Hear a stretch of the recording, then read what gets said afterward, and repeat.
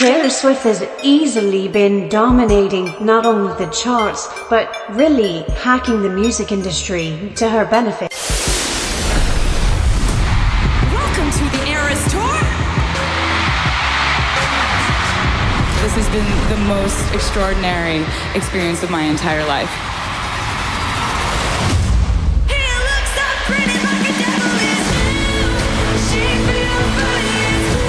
To go on a little adventure together, and that adventure is going to span 17 years of music. How does that sound? Welcome to the acoustic set.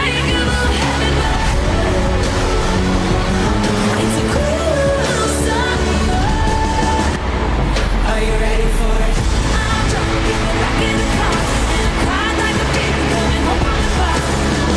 I'm fine, but it wasn't true.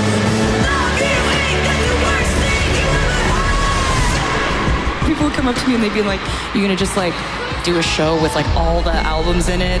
And I was like, "Yeah, it's gonna be called the Eras Tour. See you there."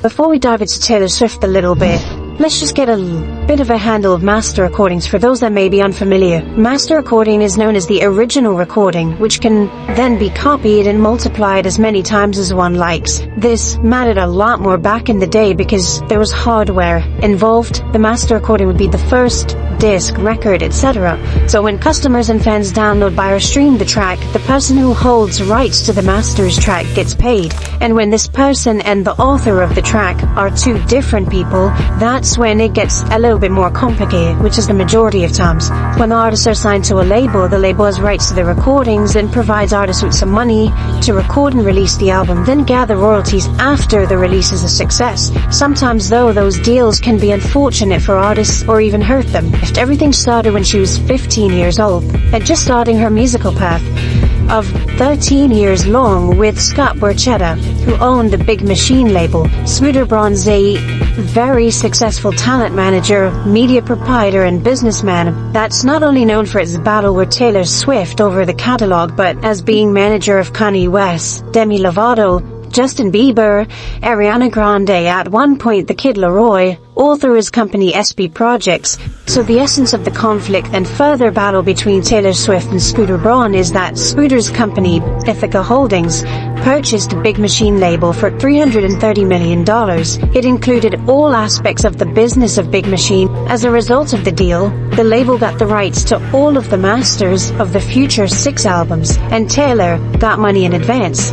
Starting from 2006 and up to 2017, Taylor Swift released 6 immensely popular and profitable albums, such as Taylor Swift's self-titled Fearless in 2008, Speaking Out in 2010, Red in 2012, 1989, 2014, and Reputation 2017. When the contract was near its expiration date, Taylor Swift and a team of very dedicated attorneys reached out to the Big Machine label and proposed that Taylor Swift would be allowed to purchase her albums back. But the label wasn't too happy about this and said the only way they would do so was if Taylor would renew the contract with them.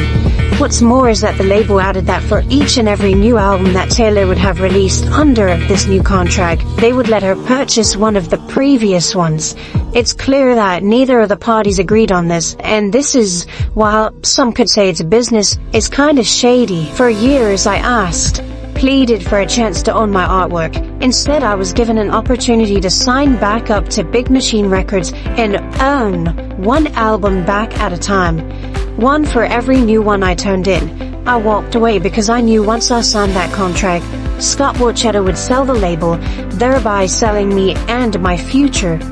I had to make the excruciating choice to leave behind my past, music I wrote on my bedroom floor, and videos I dreamed up and paid for from the money I earned playing in bars, then clubs, then arenas, then stadiums. This is a collection of music written in the middle of the night, a journey through terrors and sweet dreams, the floors we place and the demons we face, for all of us who have tossed and turned and decided to keep the lanterns lit and go searching, hoping that just maybe, when the clock strikes 12, we'll meet ourselves. It's pretty clear that after such an expression of one's feelings, there are a lot of waves on the internet in support of each side of the conflict. We won't get into too much detail here, just state that some points were fair and Taylor Swift decided to exaggerate some things to get people on her side.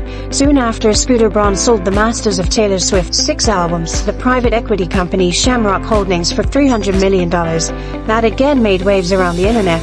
Taylor Swift felt the need to clear some air around that and stated that her legal team tried unsuccessfully to purchase the albums back.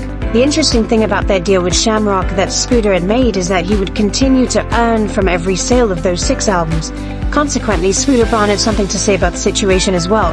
The regrets I have there is that I made the assumption that everyone, once the deal was done, was going to have a conversation with me, see my intent, see my character and say, great, let's be in business together. I made that assumption with people that I didn't know. I didn't appreciate how that all went down. I thought it was unfair. But I also understand, from the other side, they probably felt it was unfair too. I choose to look at it as a learning lesson, a growing lesson, and I wish everyone involved well. I'm rooting for everyone to win because I don't believe in rooting for people to lose. Swifties, as they call themselves, are fans who support and observe anything that's happening in the life and career of Taylor Swift. Taylor was battling with Scooter Braun. Her fans started a petition named Let Taylor Swift Perform/use her art, as well as writing a large number of messages expressing solidarity with Taylor and expressing their support in any way they could. It meant a lot for her, as we can imagine. So when the contract with big machine labels finally over in 2018, Taylor Swift signed a new one with Republic Records, with one fundamental distinction. She specifically negotiated that she would be the sole owner of the masters and publishing rights.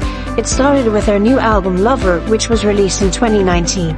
That's what you can read on Taylor Swift's Twitter page about her new chart-topping and record-breaking album that released the 21st of October 2022 and sold 1.1 million copies first week just in the United States alone, shattering records, nearly doubling Drake's sales of his massively popular and hyped album Certified Lover Boy.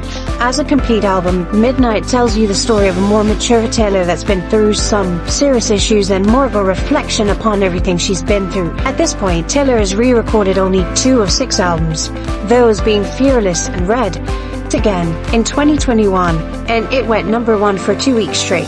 The brand new album consisted of 26 tracks, including those from Platinum Edition, Today Was a Fairy Tale, and 6 extra tracks that were not included in the original album she was re-recording from. From the moment the new album was released, it got tons of streams on Spotify, over 50 million streams worldwide in one day. The tracks from the new Fearless got places on all positions in Apple Music's country song charts, and the album gained 1 million units in 1 week from the release date. In the last days of 2021, Taylor Swift got to be the most streamed woman on Spotify. At this point, we have a general idea of why Taylor Swift is re-recording her masters, but let's remind you again of the fact that she doesn't own the original ones. So in order to get the rights for the albums and the music that she made, she's faced with only one possible course of action left: to re-record all the albums that were in her catalog. So when Taylor's done re-recording her album, she can do whatever she wants with the masters of the new albums that are just a re-recorded version of the old ones. The re-record album was praised highly by critics and topped the charts in damn near every part of the globe. In the USA, Fearless, Taylor's version, broke records and took up first place on the Billboard 200 charts, holding that position for 2 weeks in a row. It'd be quite an understatement to say that it would suck to not own your masters, which is the position that the majority of artists are in. And it's easy to acknowledge why some artists stand up and try to get their masters back, but slowly gaining all their music back through re-recording them. They're selling more than ever, and the new versions people are deciding to listen to as well because our fans support her that much, and she's really the only artist we've ever seen pull something like this off.